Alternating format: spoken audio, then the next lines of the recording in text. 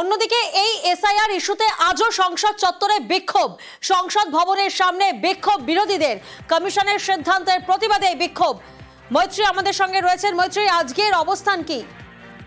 দেখো, একইভাবেই গত কয়েক সপ্তাহ ধরে, অর্থাৎ 2 সপ্তাহ হতে চললো অধিবেশন শুরু হয়েছে এবং এই বাদল অধিবেশনের একেবারে প্রায় শুরুর সময় থেকেই দেখছি বিরোধীরা এসআইআর ইস্যুতে সুর চড়িয়েছেন এবং আজকেও কিন্তু তার অন্যথা হয়নি। গতকালই ইন্ডিয়া জোটের বৈঠকে সিদ্ধান্ত হয়েছে যে আরো অনেক বেশি ধার এবং ভার বাড়ানো হবে বিরোধীদের তরফ থেকে। এই এসআইআর ইস্যুতে সরকার যাতে আলোচনায় বসে এবং আলোচনার জন্য সময় নির্ধারণ করে তার জন্য। এবং আজকেও কিন্তু দেখা গেল তৃণমূল কংগ্রেস সাংসদরা এবং অন্যান্য ইন্ডিয়া জোটের শরিকরা, তার মধ্যে মল্লিকার্জুন খাড়গে, প্রিয়াঙ্কা গান্ধী এবং তৃণমূল কংগ্রেসের সমস্ত সাংসদরা, ডেরেক ওব্রায়েন থেকে শুরু করে, ডোলা সেন থেকে শুরু করে, সাগরিকা ঘোষ থেকে শুরু করে সমস্ত সাংসদরা তারা উপস্থিত হয়ে তারা কিন্তু আজকে এই এসআইআর ইস্যুতে তারা বিক্ষোভ দেখিয়েছেন ফের মকরদ্বারের সামনে।